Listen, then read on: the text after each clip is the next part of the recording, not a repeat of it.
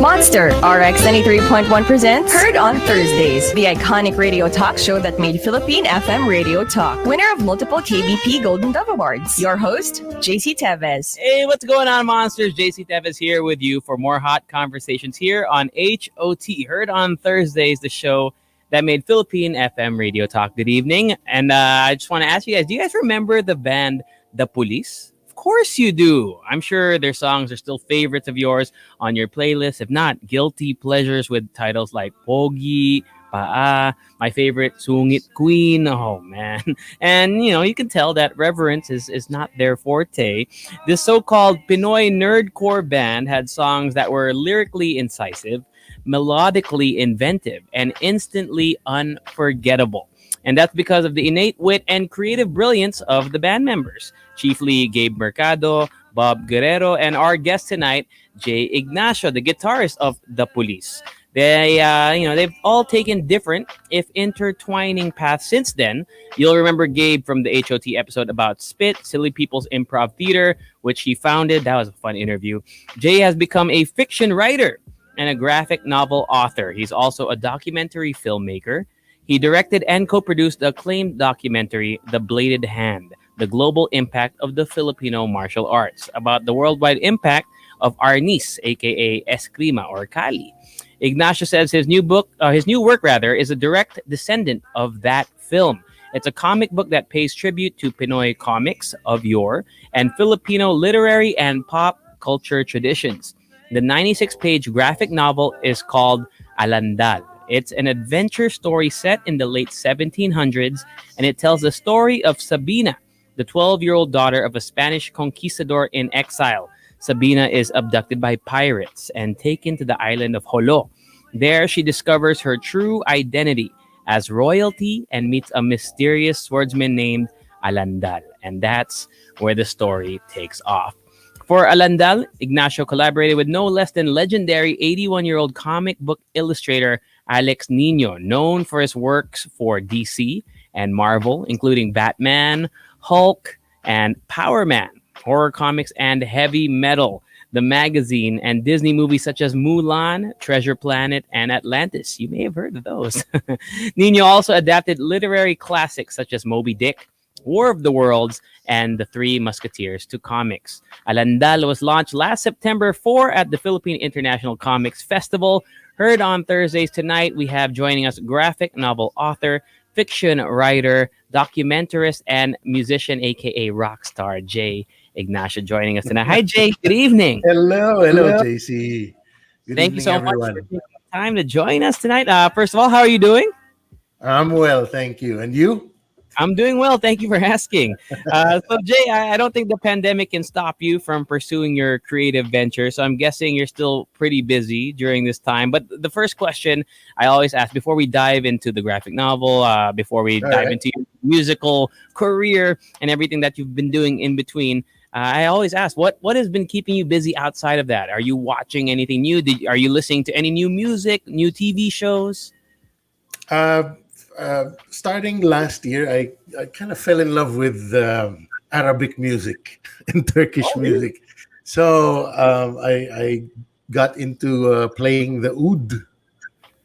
So it's like the granddaddy of the guitar. So it's a really old instrument that is still popular in the Middle East and in Greece, and I fell in love with that kind of music. So I've been rewiring my brain and my fingers to coordinate for that instrument. Fantastic. So, Jay, before we get into talking about Alandal, you are well loved here on The Monster for being part of the 90s band, The Police. Yep. You're an accomplished guitarist and musician. First of all, I got to ask, do you miss it? Do you miss the band life, making music and whatnot? Sometimes I miss it. It was a special experience, to be performing in front of an audience and feeling the love, right there in front of everyone. But I'm really more of a studio musician. So I like being the sound engineer, the producer, bringing out the best performance out of the band members and experimenting with sound. Mhm. Got it. And you were here not too long. Well, I mean, everything seems so long ago because of the pandemic, but not too long Yes, ago. You were yeah, here 3 years ago for a reunion concert for the yeah. concert series. So the question is, I'm sure you have a lot of fans who are wondering: is there a chance of another reunion post pandemic? A little bit of a post COVID, rock tour going on for you guys in the cards. I don't know about a tour, but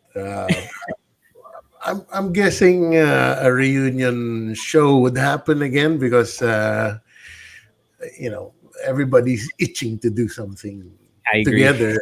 I mean, beyond the Zoom meetings and virtual meetings, something real. Something real.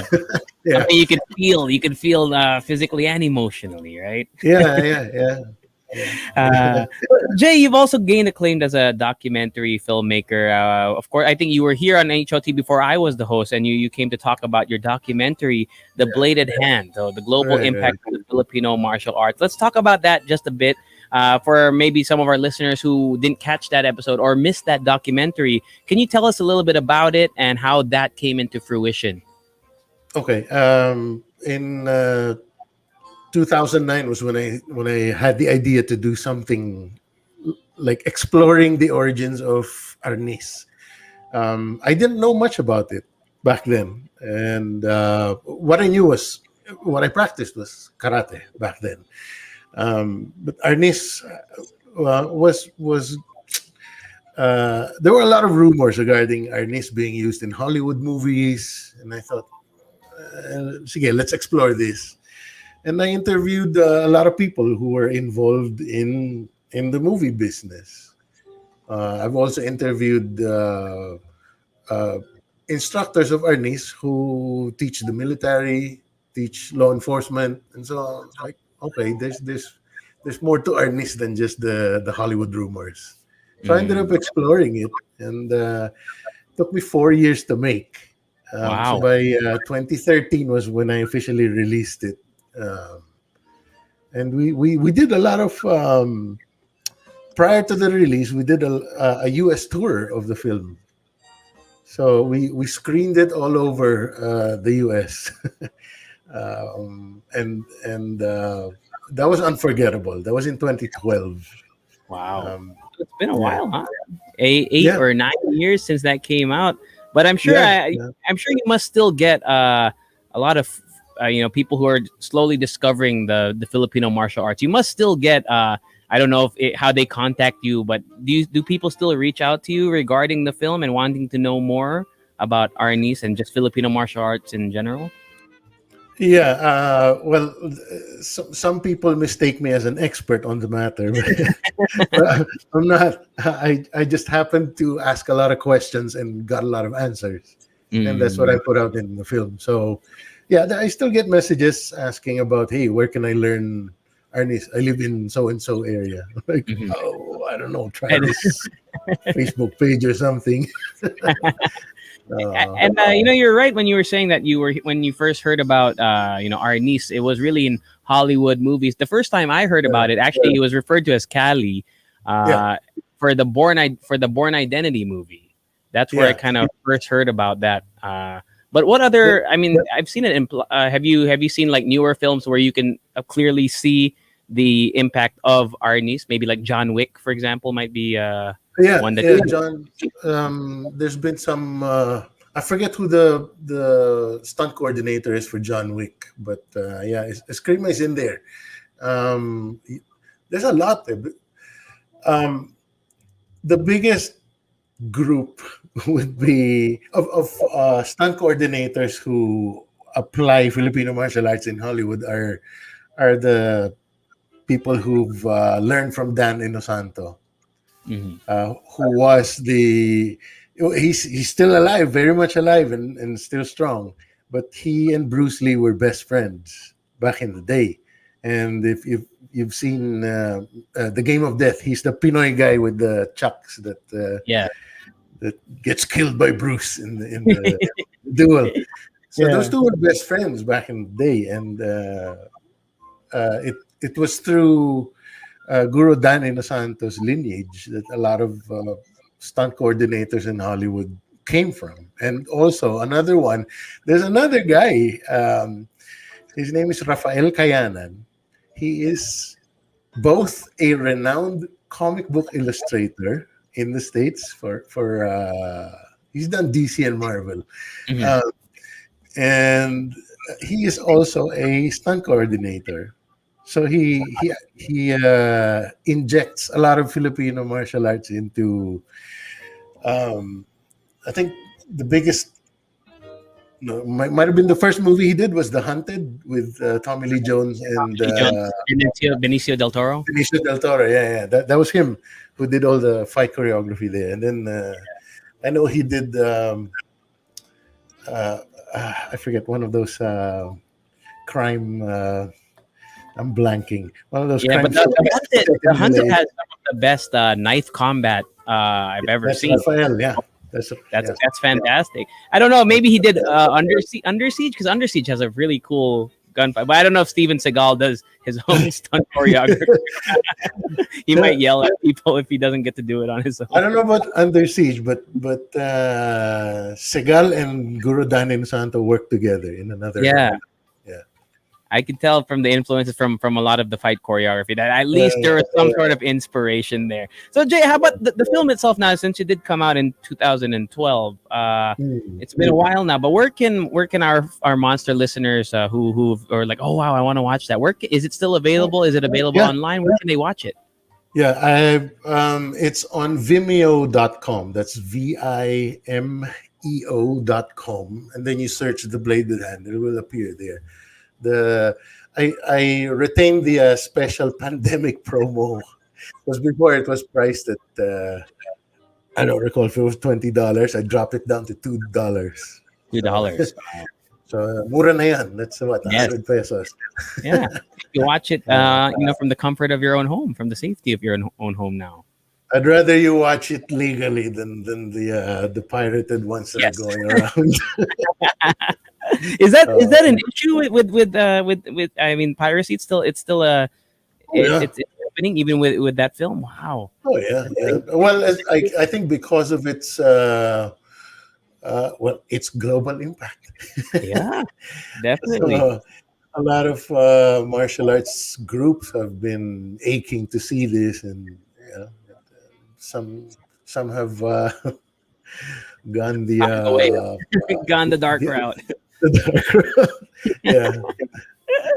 Anyway, Jay, let's talk about Alandal, because it's obvious that a lot of it is inspired by The Bladed Hand. I would like to. So let's talk about that. How did your new, I would call it your creative baby now, the graphic novel Alandal, how did The Bladed Hand lead to you starting work on Alandal, and what's the story behind that?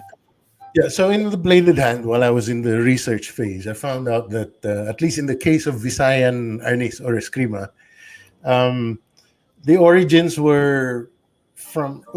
came from the mixing of Visayan fighting knowledge and the organization of parishioners into militia style warriors, because they were frequently raided by pirates from the Sulu Sea. So in order to respond to these raids, they needed to be organized in a certain way, and then they were Spanish fencing kind of blended in with old fighting knowledge, and this resulted in what we know today as Arnis, or at least that was the progenitor of what we know today as Arnis. And so it was the imagery that I had in my head of Visayan and Spanish style eskrima clashing with the silat practiced by the warriors of Holo and around the Sulu archipelago. So I was daydreaming about these scenes, and then eventually I had some sort of cinematic opening in my head.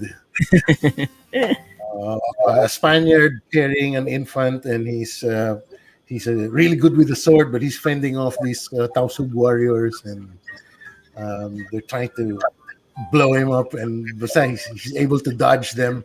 And that was all I had in my head. He's trying to escape, so towards a boat that'll take him to a galleon, and takas na siya. Nice. But yeah, I had no title for that before. Took a while for the story to actually develop, and it was thanks to Alex Nino, the illustrator, the artist who brought this to life. Yeah. And so before we talk about Alex and his body of work and his impact, on the comic and / illustrating scene, you said when you came up with the story, you had this cinematic opening in your head. Yeah. But then, of course, you have to fill in all the details, all the scenes in between. And you mentioned you're because the way you describe it initially, there's a lot of historical context and backdrop that seems to be that you wanted to get historically accurate. But the graphic novel itself it's a fantasy, or what's the genre that you would classify it under? I think it would fit in under fantasy, but maybe because of the historical elements, some would say it fits under historical fiction. But Historical fiction. I think it's an action drama story more than anything else. Yeah. Nice. And then the name Alandal, which is the name, if I'm not mistaken, the name of the swordsman. The mysterious character, Mysterious character. How did you come up with that name, or is that left best left to reading the novel to find out more? Yeah. It's you better read it. Yeah. Okay. I'll leave it to you. Okay. Surprise. Okay. Yeah. So why a graphic novel and instead of, let's say, just pen and paper? Why did you decide to go that route, the more visual route? So I was first writing that scene as a movie script, and then I was thinking, well, if I'm gonna make a movie out of this, I'm gonna have to pitch this to producers and the money bags. Yes. But and that means it has to be visually represented. Okay, the storyboard, more or less. Yes.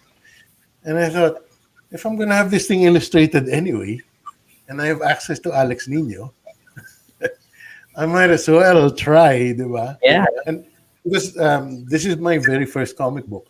Mm-hmm. It was never in my list of things to do in life to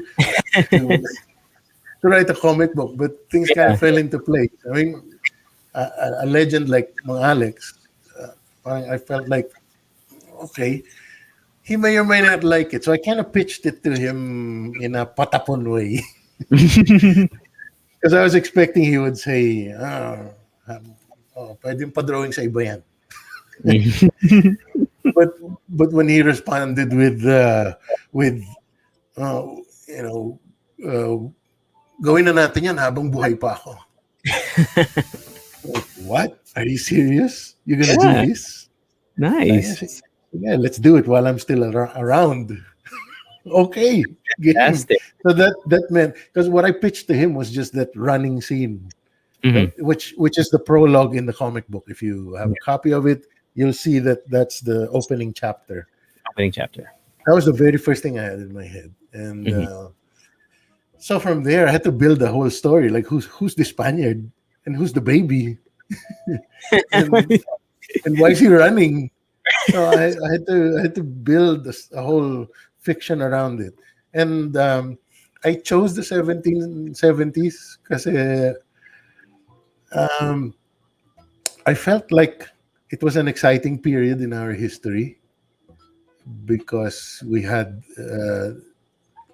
the Manila Acapulco galleon trade was in full swing, and the pirates of the Sulu Sea were very active, and the Sultanate of Sulu was an economic power at that time. So, plus we had ongoing trades with the European powers. Were in Southeast Asia already, established for 200 years here. So I thought, okay, exciting period. Let's take some creative license. Yes. How much historical research did you have to do before you started actually putting pen to paper in terms of writing the storyline or the storyboard of the graphic novel? Because you I mean, I don't know how much stock knowledge most people have about the 1700s in the Philippines. It's not a common thing that most people know. So I'm sure you had to do some research. How long did that take you? Well, writing the story from the time I pitched it to Alex took me about 2 years. Wow. So he waited that long Wow, for, 2 years. for me to turn over the story. Um, but yeah, in the meantime, I was investing in history books. I also went down to Zamboanga and Basilan, but I couldn't go farther because I needed police escort to get to Holo because parang the Marawi thing had just Yes. happened the year before. Mhm. So yeah, so sadly I couldn't get to Holo. Um, but yeah, that was. I also had to go to the National Museum and Ayala Museum to take reference photos for Alex Nino. So there was some work put in. Yeah, 2 years of work. That's a lot of work, and I mean, at least it's Yeah, something that you were passionate about. Because to work on something for that long, you really have to have some drive behind it, and especially yeah. being, as you mentioned, your first comic book. But did you have a love for comics prior to this? Did you grow up reading either the Philippine comics with the K, or did you grow Yeah. up reading Marvel, Dark Horse, DC, and all these? It wasn't a part of my life. I experienced comics like when I was a kid. Some of the kasambahay or the driver would have comics lying around in their quarters, and I would, read them there. Some were the funny stuff, some were the raunchy stuff. And then, but I never got into it. Um, the ones I took seriously were mga Asterix and all of the Paul Medina comics. So I got into comics late in life. I was 28 when I first read Sandman. It was more than 10 years after it had its run. Yeah. And um, I became a consumer mostly of Neil Gaiman and Alan Moore comics. And then, yeah, so I kind of worked my way backwards to the superhero stuff. Yeah. And, yeah, Are things you a like fan that. of any of the other iterations of the comics that you've read? So Neil Gaiman, like the American Gods and whatnot. Have you watched any of the things that have come from those printed pieces of work? I'm still waiting for the Yeah, Sandman movie because I remember Joseph Gordon-Levitt was tapped to maybe right, portray, but right. it's not. It seems like it's in developmental hell right now. I'm waiting. But do you Yeah. enjoy any of the adaptations of your favorite works? I think for in the case of Alan Moore, all the movies disappointed. Really, really, you weren't a fan of wait, which was I Alan? like Is Alan the one I Alan Moore? liked most was Watchmen, Oh, but it Watchmen. Okay. was it's uh I mean I liked it. Actually, V for Vendetta I liked more than Okay. the Watchmen adaptation, but all the others were so. Like Mm. in From Hell was kind of okay. The Neil Gaiman stories. My favorite that got adapted is the one he worked on with Terry Pratchett in Good Omens. Oh, okay. That one I really, really enjoyed. Mhm. Terry Pratchett. I've been waiting for like some sort of adaptation of the. He did Discworld, right? Discworld, yeah. That was I'm waiting for his. some sort of adaptation, but there seems to be nothing coming out for Terry Pratchett's in terms of Yeah, Discworld esque yeah, content. I'm yeah. waiting for that. That would be fun, siguro. I know. I think so too. I think so too. So Jay, Yeah, let's talk about well, you already mentioned him earlier, but I want to dive deeper into your how you, well, first of all, how you know Alex Nino and how you were okay. able to I don't know. Did you lure him out of retirement? Like, what is the story? I mean, you were able to pitch it to him because you worked together on something before, another Prior, project. yeah, yeah. Yeah, what project was that? It's called The Merchant of Alterarno. It's a short story that I wrote back in 2005. Um, and it had been in the back burner for that long. And then when I, years later, met Alex Nino, I thought, hey, maybe he can do some of the pages. So he did 12 pages of illustrations for the short story. And I had a Mhm. friend do the text in handwritten calligraphy. Wow. And where? How did you reach out to him? I mean, because it was a while Ah, since you worked with him. Did you? Was he just available on Facebook Messenger, or how did no, you? no, How did no. you? I first met him in 2013. No, let me backtrack. Sure, sure. 2005, when Neil Gaiman came to Manila for the first time and instigated that writing competition, he Mhm. named the grand prize the Alex Nino Award. That was the first time I ever heard that name. So when I did my internet searching, I was like, wow, this guy did all of this amazing work. Yeah. And then it was in 2013 when I met Mang Alex for the first time at San Diego Comic Con. Um, and we got along. And then I was working on another project where I interviewed him. And yeah, we became friends from then on. So I commissioned him to do a poster for the Bladed Hand, the limited edition. And then when I had that short story, he liked the story, so he said he was game to do the 12 drawings. Nice. So I Nice. self-published that one, and then because of our working relationship from then, he trusted me enough to say yes to this comic book. Okay. But he says this is my last one. Nice.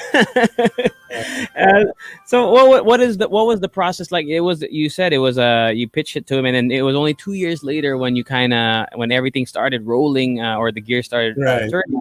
So what was like the workflow between the two of you? How did you do that? Did you come together in person, and what was it Uh, like to work together on this? Like, the how did it happen? Like, so it's like a long distance relationship. yeah.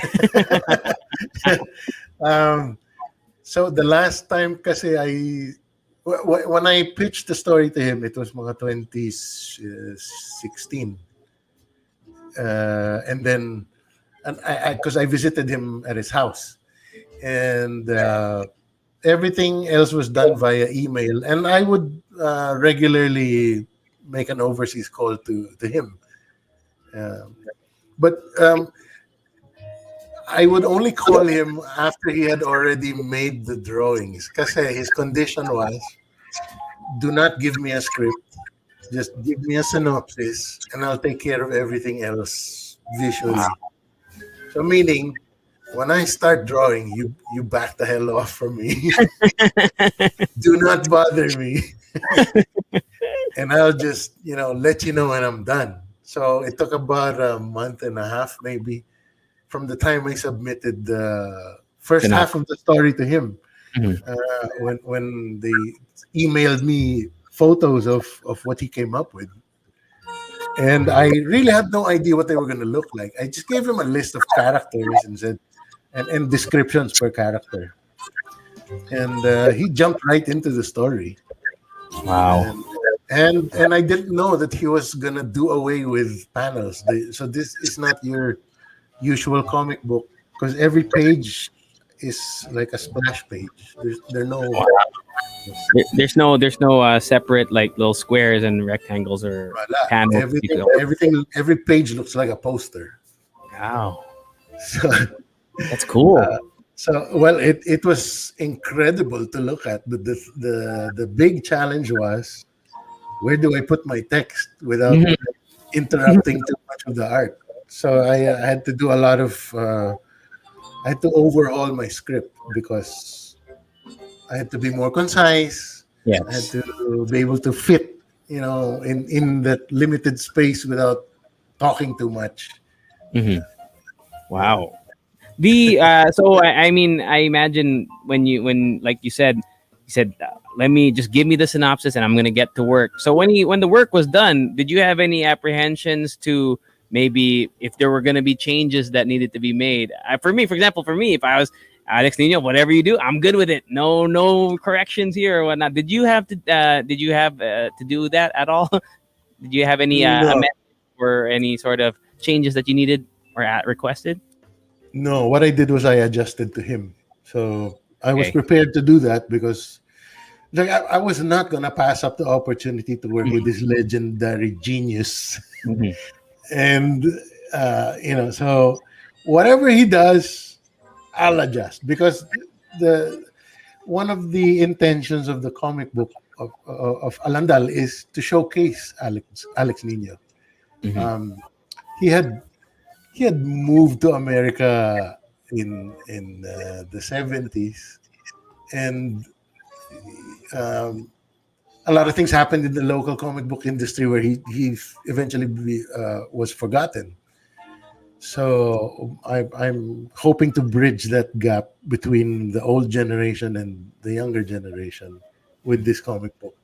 Yeah. I think Uh, that's fantastic, and I'm sure that's also something that you, when you, especially when you approach the publisher to publish this. I mean, who publishes the book or the graphic novel? Who's the publisher of mm, Dal, and how did that partnership come about? okay, so the Philippine International Comic Book Festival uh, invited many comic book creators to pitch, and their idea was parang a Cannes Film Festival equivalent of Mhm.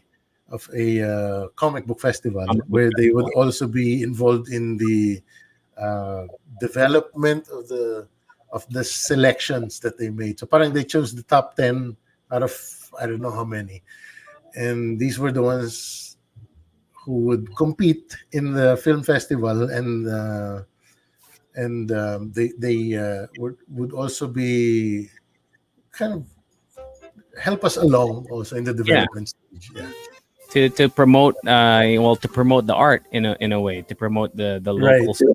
Yeah. Right. Okay. So they acted as both festival organizer and publisher. Wow, that's pretty Yeah. cool. I mean, Yeah. and this is the. Can you tell us? Do you have? I don't know how much information you have about the Philippine International Comic Festival, but how long has it been going? Is it just the first time that they're doing this? Um, they started last year, Okay, so it's but relative. It's fresh. it's very fresh. Yeah. So there's Wow. 10 of us who are part of their official selection.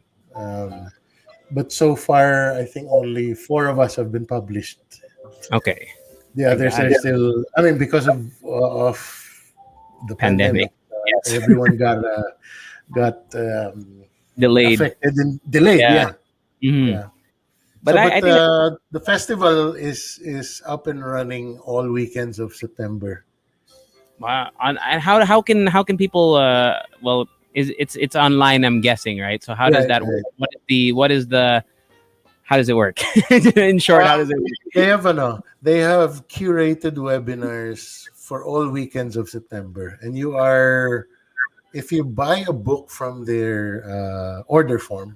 Um, any local comic book that they're selling, you are entitled to a festival pass, so you can attend all these curated webinars. So, like we just had, uh,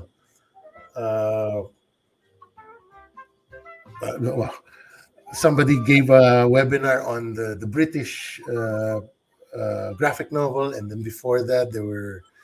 Um, well, I'm blanking. Ang dami nangyayari. Marami. We have an anime webinar coming up on Saturday, Okay. and then there's also we had one about pitching to how to get an agent, a Mm, literary agent, things like this. It's very helpful to aspiring artists yeah, and writers. every aspiring comic book creator out there. Yeah. So you said all weekends of September. So that leaves how many more? I think over two more Two more, weekends, yeah. correct? Two more Yeah. weekends for you to check out. So what do they search online? Do they just go on Google and type in Philippine comic Philippine Comic Festival? Yeah, it's well, Yeah. it's you can shorten it to PICOF, PICOF 2021, and then the info should come up. Um, Nice. yeah, then And then hopefully, find the order forms for the books there so that they can uh, qualify for all the webinars coming up. yeah, cool. Yeah, And I'd like to think that once the pandemic is over, whenever that may be, hopefully soon, that this yeah, is something that will be conducted in person, so that all the artists and yeah, the fans of the media of the media forum can yeah. all gather together. It's like a Pinoy Comic Con. I mean, there's so many cons here. Are you a fan of any of the? Because you mentioned you met Alex Nino at SDCC. Do Yeah. you are you a fan of those cons? Like, do you travel across the world to visit No, different no, cons? no. No. I the one time I experienced SDCC was enough. Oh, it's It crazy, was huh? it's overwhelming. Yeah. It's a great thing to experience, but I'm okay with just One that time, one time. what the I do line. enjoy, what I do enjoy are the local conventions here because, like Mm, Comiket and Comic Con, Comic because Con, that's yeah. where you actually get to meet the creators. You talk with them and learn Great. more about their creations and Yeah. have a more personal relationship with these creators. Yeah, and hopefully, once the next live in-person Philippine comic convention, any convention happens, we'll see you there, and so hopefully we can get Sir Uh, Castillo to join as well. That would be pretty cool. Some yeah, some superstars right there. I was. So Jay, yeah, Yeah, go ahead. Sorry. of course you were continue. No, no, I was just gonna say, since from 2013, I was a regular attendee until I released the Merchant of Alterarno in 2018. So I became a tindero na Oh, in these cons. okay, cool, Yeah. cool. Nice. And so, do you have any more plans to uh, outside of Alandal? What else do you foresee a future making more comics? Because you said this is your first one ever, and it seems like you enjoyed the project. You enjoyed working with a legendary illustrator like Alex Nino. Is this something that you want to do more of? I have two in the works, and they're completely different. Actually, Alandal is the first volume of two, Yes, of two. and Okay. so it all depends on how well received it is. Hmm. Maybe I can continue working on part two, but for Okay. now, I have two other stories that are in the works, and Nice. so yeah, TBA. I'm enjoying the research phase as well. Cool. Cool. I like that. I like that. And hopefully, you said you originally envisioned it as a film. Is that something Right, that right. you want to do? I mean, because you like you said, you already have the storyboard, a la Sin City. When Sin City, they pretty much copied it frame by frame. And the way you said that Sir Alex Nino Yeah, illustrated it, you have the whole scene in on the page. That right, could be right, something right. incredible to see I, on film. I don't know if at my age I still have the stamina to actually be a director.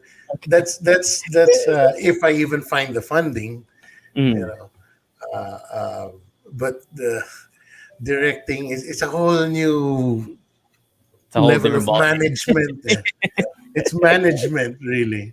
So I don't know if I can hack it. Maybe there are better younger directors out there who might be interested in.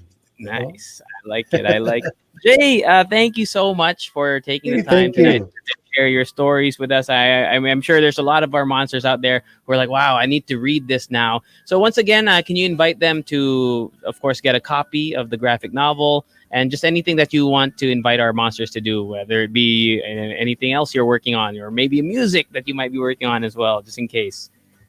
Social Um, media and for whatnot. music, I think the three singles that we put out 3 years ago, they're still on Spotify.